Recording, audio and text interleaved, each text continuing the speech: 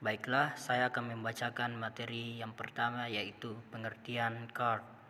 Al-qardu secara bahasa artinya adalah al-qat'u, memotong. Dinamakan demikian karena pemberi utang, mukrid, memotong sebagian hartanya dan memberikannya kepada pengutang. Adapun definisinya secara syarah adalah memberikan harta kepada orang yang mengambil manfaatnya, lalu orang tersebut mengembalikan gantinya. Pengertian qard menurut istilah diantara lain dikemukakan oleh ulama Hanafiyah, yaitu sesuatu yang diberikan seseorang dari harta misil yang memiliki perumpamaan untuk memenuhi kebutuhannya. Memberikan utang ini merupakan salah satu bentuk dari rasa kasih sayang. Rasulullah menamakannya manihah karena orang yang meminjam memanfaatkannya kemudian mengembalikannya kepada pengutang. Utang piutang adalah memberikan sesuatu kepada seseorang dengan perjanjian dia akan membayar yang sama dengan itu. Misalnya, mengutang uang Rp2.000 akan dibayar Rp2.000 pula. Definisi utang piutang tersebut yang lebih mendekat pada pengertian yang mudah dipahami adalah penyerahan harta berbentuk uang untuk dikembalikan pada waktunya dengan nilai yang sama. Kata penyerahan harta di sini mengandung arti pelepasan kepemilikan dari yang punya. Kata untuk dikembalikan pada waktunya mengandung arti bahwa pelepasan pemilikan hanya berlaku untuk sementara, dalam arti yang diserahkan itu hanyalah manfaatnya. Berbentuk uang di sini mengandung arti uang dan nilai yang dinilai dengan uang. Dari pengertian ini, dia dibedakan dari pinjam meminjam karena yang diserahkan di sini adalah harta yang berbentuk barang. Kata nilai yang sama mengandung arti bahwa pengembalian dengan nilai yang bertambah tidak disebut dengan utang piutang, tetapi adalah usaha riba. Yang dikembalikan itu adalah nilai. Maksudnya adalah bila yang dikembalikan wujudnya semula, ia termasuk pada pinjam meminjam dan bukan utang piutang. Baiklah, sekian materi yang saya sampaikan. Baiklah, langsung saya membacakan materi kedua, yaitu landasan hukum qard. Untuk masuk utang piutang dalam terminologi fikih digunakan dua istilah, yaitu qardu dan dain. Kedua lafaz ini terdapat dalam Al-Quran dan hadis Nabi dengan maksud yang sama, yaitu utang piutang. Utang piutang merupakan perbuatan kebajikan yang telah disyariatkan dalam Islam. Hukumnya adalah mubah atau boleh. Al-qardu memberikan utang merupakan kebajikan yang membawa kemudahan kepada muslim yang mengalami kesulitan dan membantunya dalam memenuhi kebutuhan. Sedangkan mengutang tidaklah terhitung sebagai meminta-minta yang makruh karena Rasulullah sendiri pernah berutang kepada orang lain. Memberi utang hukumnya sunnah, bahkan dapat menjadi wajib. Misalnya mengutangi orang yang terlantar atau orang yang sangat membutuhkan. Memang tidak syak lagi bahwa hal ini adalah suatu pekerjaan yang amat sangat besar faedahnya terhadap masyarakat, karena tiap-tiap orang dalam masyarakat biasanya memerlukan pertolongan orang lain. Qard dibolehkan dalam Islam yang didasarkan pada Al-Quran, As-Sunnah, dan Ijma'. 1. Al-Quran. Dasar hukum bolehnya transaksi dalam bentuk utang piutang tersebut dalam bentuk ayat Al-Quran, diantaranya pada surah Al-Muzammil ayat 20. Bismillahirrahmanirrahim. Wa aqimus sholata wa atuz zakata wa aqridullaha qaradan hasanan. Dan dirikanlah solat dan berikanlah zakat serta beri utanglah Allah dengan utang yang baik. Quran Surah Al-Baqarah ayat 282 yang artinya, hai orang-orang yang beriman, bila kamu utang piutang maka tuliskanlah. 2. Al-Sunnah. Memberi utang adalah disunahkan dan orang yang melakukan mendapatkan pahala yang besar.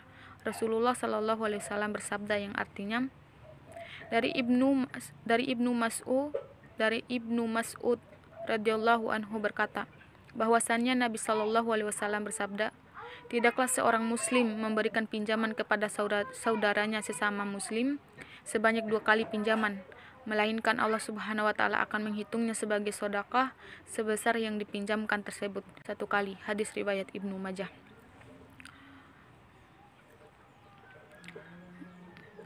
Ada yang mengatakan bahwa memberi utang lebih baik daripada bersedekah, karena seseorang yang memberikan utang kecuali kepada orang yang membutuhkan.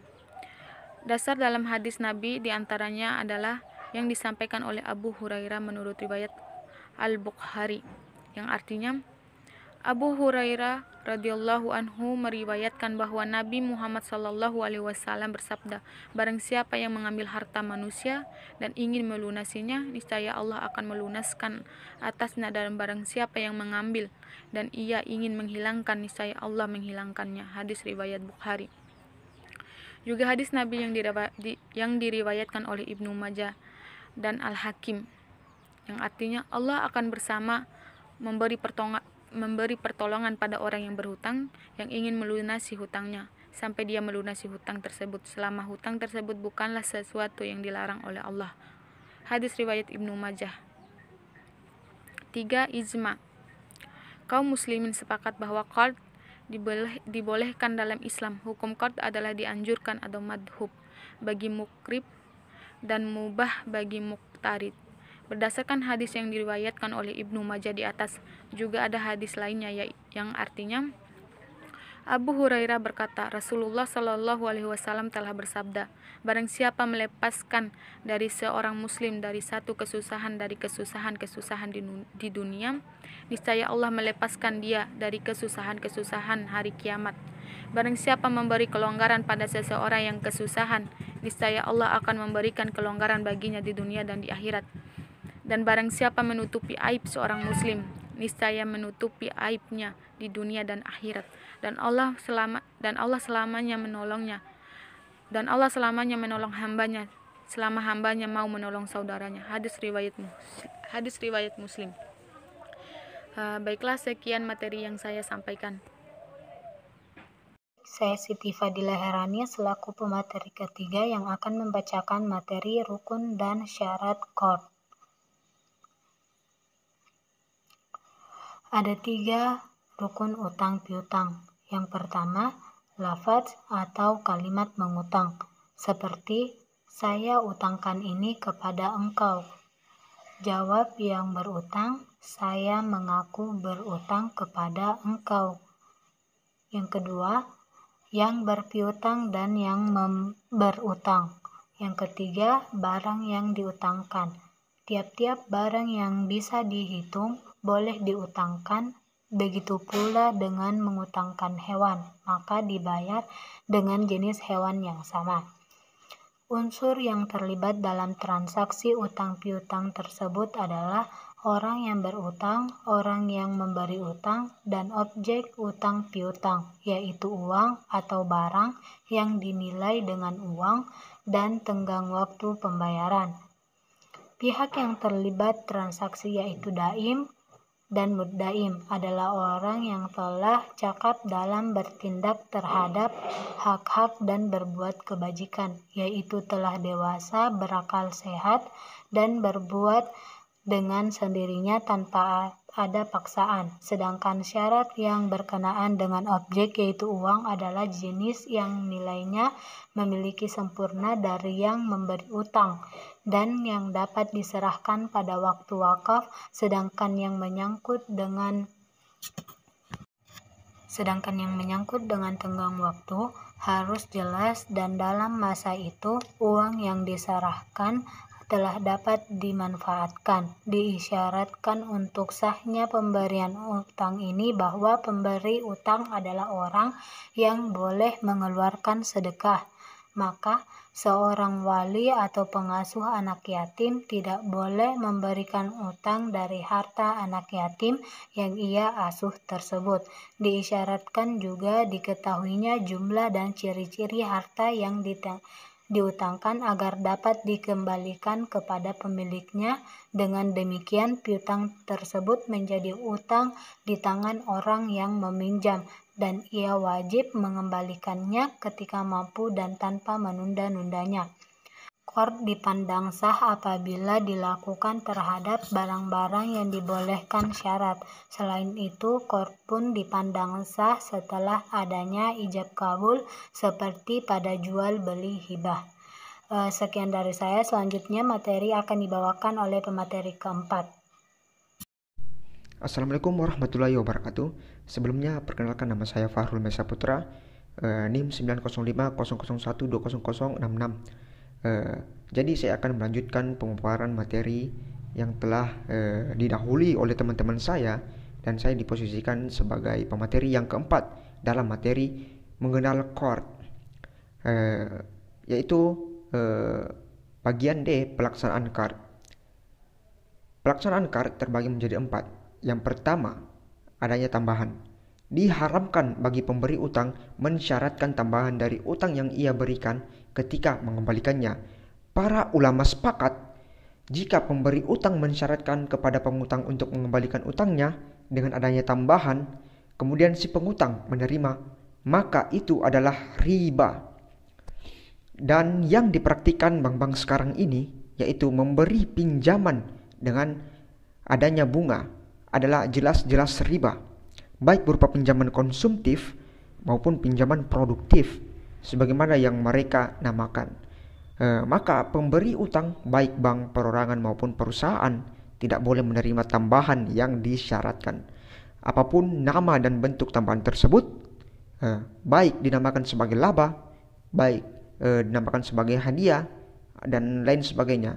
Baik bentuknya adalah menempati sebuah rumah, mengendarai kendaraan, dan sebagainya. Jadi selama hadiah atau manfaat tersebut disyaratkan, maka itu adalah riba. Utang harus dibayar dalam jumlah dan nilai sama dengan yang diterima dari pemiliknya. Tidak boleh berlebih, karena kelebihan pembayaran itu menjadikan transaksi ini menjadi riba yang diharamkan.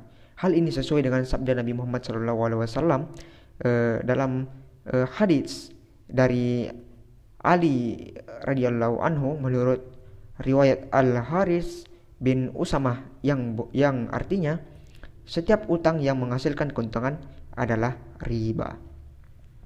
Jadi selanjutnya bagian kedua yang harus diketahui oleh kedua belah pihak, yaitu tempat membayar qard. Ulama fikih sepakat bahwa qard harus dibayar di tempat terjadinya akad secara sempurna. Namun demikian, boleh membayarnya di tempat lain apabila tidak ada keharusan untuk membawanya atau memindahkannya. Juga tidak ada halangan di jalan. Sebaiknya jika terdapat halangan apabila membayar di tempat lain, mukrid tidak perlu menyerahkannya. Selanjutnya yang ketiga, yaitu jatuh tempo qard. Utang wajib dibayar pada waktu yang ditentukan bila yang berutang memang telah mampu membayarnya.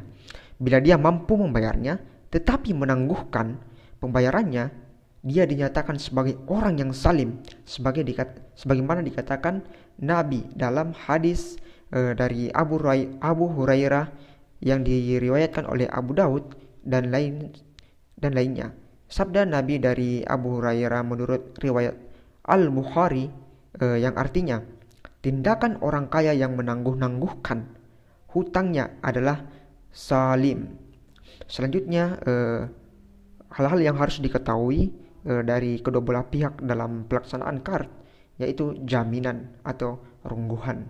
Jaminan atau rungguhan ialah suatu barang yang dijadikan peneguh atau penguat kepercayaan dalam utang piutang. Barang itu boleh dijual kalau utang tak dapat dibayar. Hanya penjualan itu hendaklah dengan keadilan atau dengan harga yang berlaku di bawah itu.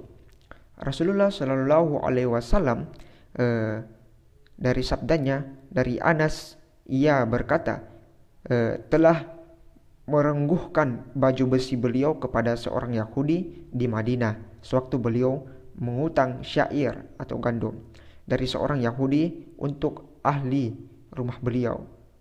Hadis riwayat Ahmad Bukhari, Nasai, dan Ibnu Majah. Jadi itulah tadi materi yang dapat saya paparkan. Selanjutnya saya akan langsung membacakan kesimpulan yang dapat ditarik dari pemaparan materi tentang mengenal KAR.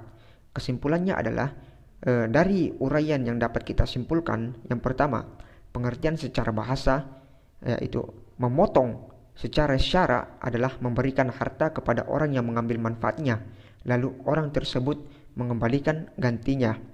Yang kedua, landasan hukum Al-Quran surah Al-Muzammil ayat 20, Al-Sunnah hadis riwayat Ibnu Majah, ijma yang didasarkan pada hadis riwayat Ibnu Majah. Yang ketiga, kesimpulan yang ketiga yaitu rukun atau lafaz ijab qabul yang berpiutang dan yang berutang. Barang yang diutangkan sedangkan syaratnya disebutkan di muka di atas tadi ya. Yang keempat, pelaksanaannya adalah tambahan itu haram bila disyaratkan. Hukum ketetapannya setelah terjadi penyerahan. Tempat bayar ialah ketika terjadi akad tersebut. Ketika jatuh tempo diwajibkan untuk segera dibayar jika mampu dan sebaliknya. Jaminan diperlukan guna kepercayaan yang berpiutang dan yang berutang. Tidak adanya khiyar dan dilarang untuk ditangguhkan pembayarannya untuk waktu tertentu. Jadi itulah tadi kesimpulan yang bisa ditarik. Kurang dan lebihnya mohon dimaafkan. Wabillahi taufiq wal hidayah. Wassalamualaikum warahmatullahi wabarakatuh. Terima kasih.